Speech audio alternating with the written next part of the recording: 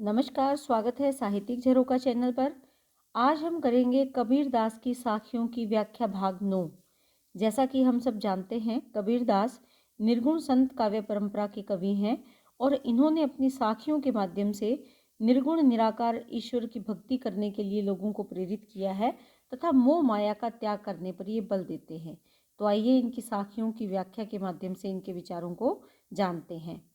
कबीरदास जी कहते हैं, हिंदू मुए राम कहीं, मुसलमान खुदाई, कहे कबीर सो जीवता, दुई में कदे न जाई।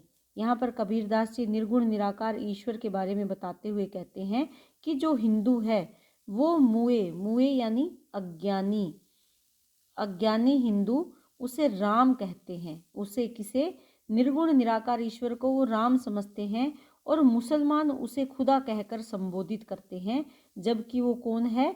निर्गुण निराकार ईश्वरी है, जिसके अलग अलग रूप बनाकर लोग आपस में लड़ते या झगड़ते रहते हैं। लेकिन कबीरदास जी क्या कहते हैं?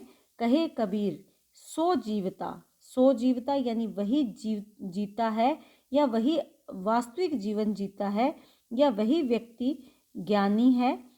दुई में जो दुई अर्थात दोनों, कौन से दोनों? हिंदू और मुस्लिम, यानी दोनों धर्मों के आपस में जो भेदभाव है उसमें कदे अर्थात कभी, न नहीं, जाई अर्थात जाता। जो इन दोनों के भेद में नहीं पड़ता वही व्यक्ति वास्तव में ज्ञानी व्यक्ति है या वही व्यक्ति अपने जीवन का सच्चा सुख प्राप्त कर सकता है। जो ईश्वर के राम और रहीम के रूप में ना लड़के उस निर्गुण निराकार ईश्वर की भक्ति करते हैं, वही सच्चा सुख इस जीवन में प्राप्त कर सकते हैं। आगे कबीरदास जी कहते हैं, संत न बांधे गाठड़ी, पेट समाता लेई, साईं सु सन्मुख रहे, जहाँ मांगे तहाँ देई। यहाँ पर संतों के जीवन के बारे में बताते हैं कि किस प्रकार संत मोह माया का त्याग करके अपने ईश्वर पर भरोसा करते हैं। संत नहीं बांधते हैं गाठड़ी का मतलब क्या है? गठरी। किसकी गठरी नहीं बांधते हैं?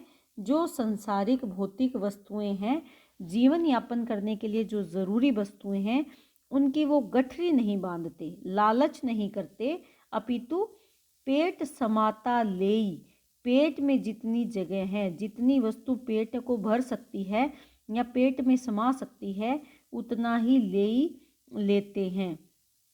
उतना ही आवश्यक जो भौतिक वस्तुएं हैं उतनी ही लेते हैं जितनी उनका पेट भरने के लिए ज़रूरी है।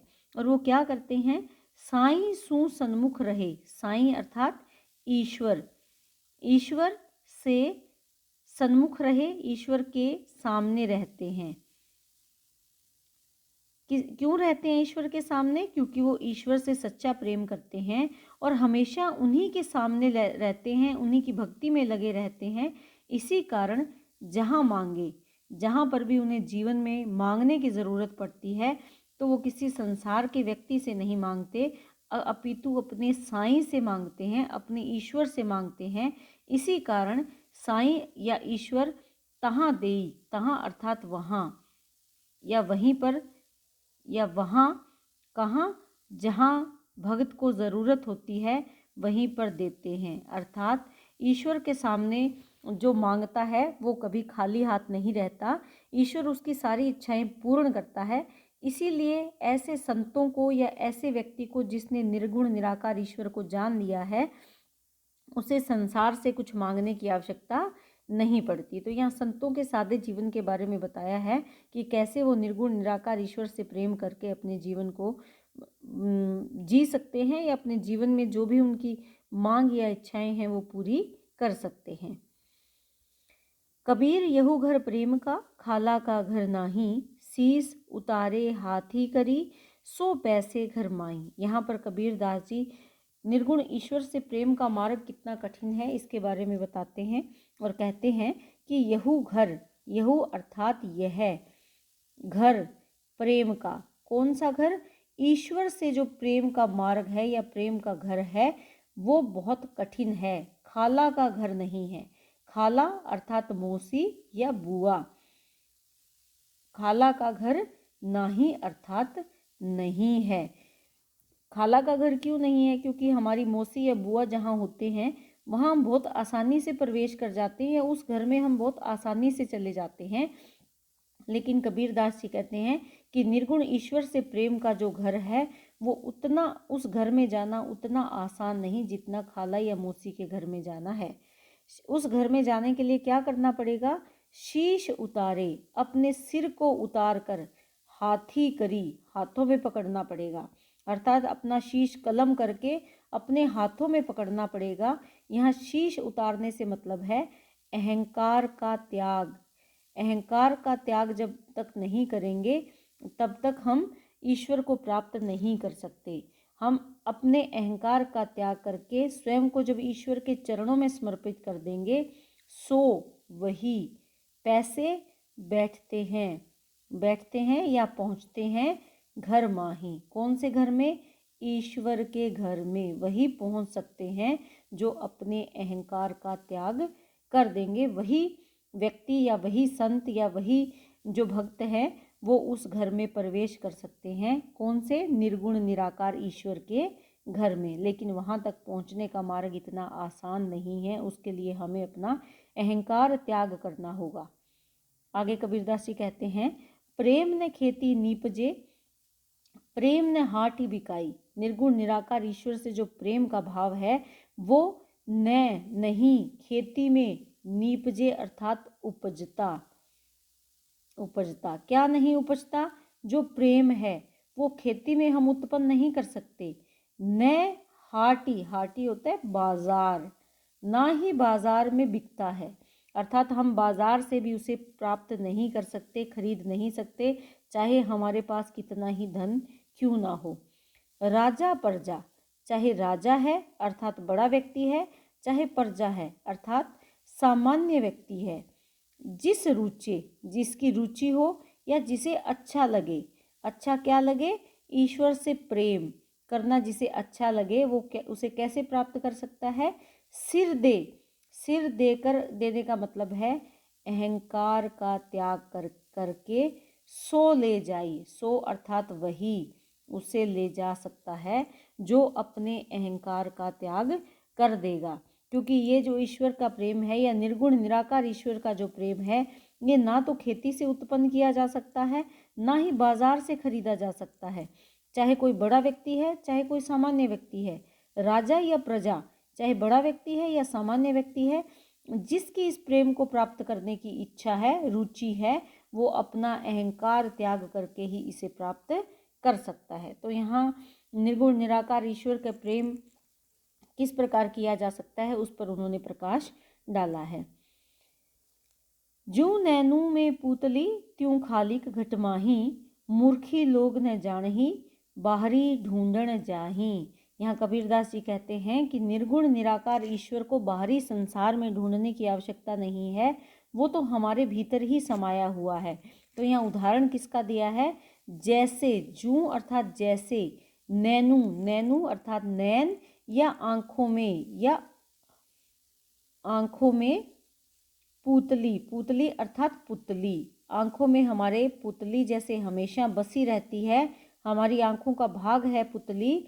त्यों वैसे ही खालिक क्या है? ईश्वर।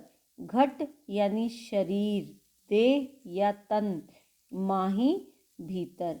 कि जिस प्रकार हमारी आँखों में पुतली बसी रहती है, उसे अलग नहीं किया जा सकता, वैसे ही ईश्वर भी हमारे शरीर में व्याप्त है, ईश्वर भी हमारे शरीर में ही बसे हुए हैं। लेकिन जो मूर्ख लोग हैं, मूर्ख कौन? जो अज्ञानी लोग हैं, न नहीं जानते। जो अज्ञानी लोग हैं वो इस बात को नहीं जानते, इस ज्ञान को नहीं जानते, और वो क्या करते हैं?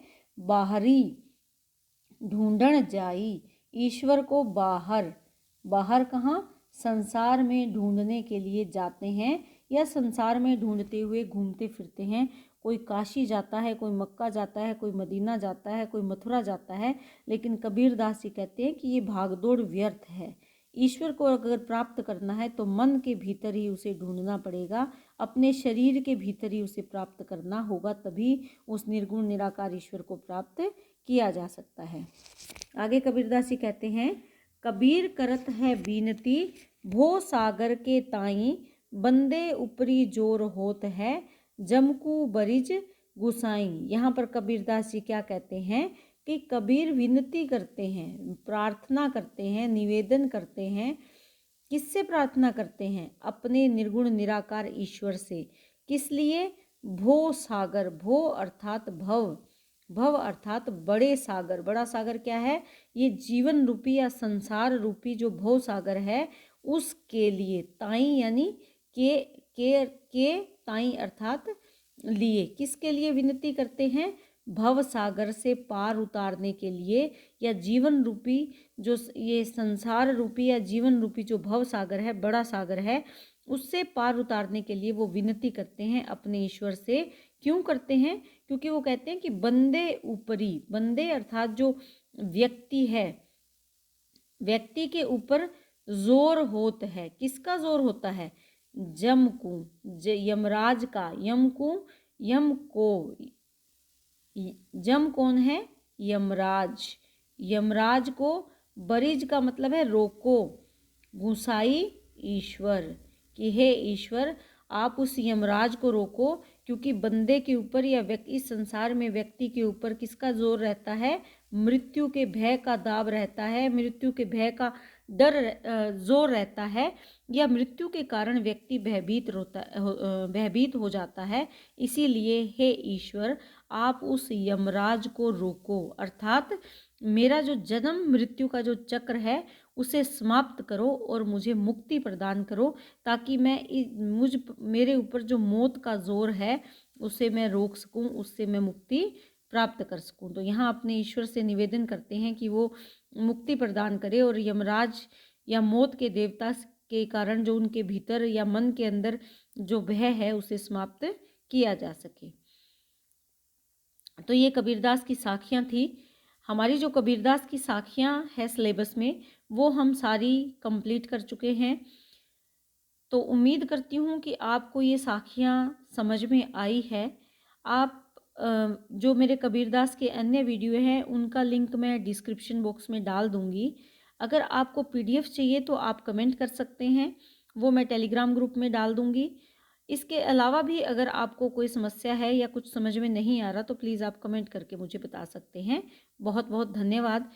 जल्दी से जल्दी वीडियो प्राप्त करने के लिए आप चैनल को सब्सक्राइब करें और ऑल नोटिफिकेशन को प्रेस ज़रूर करें।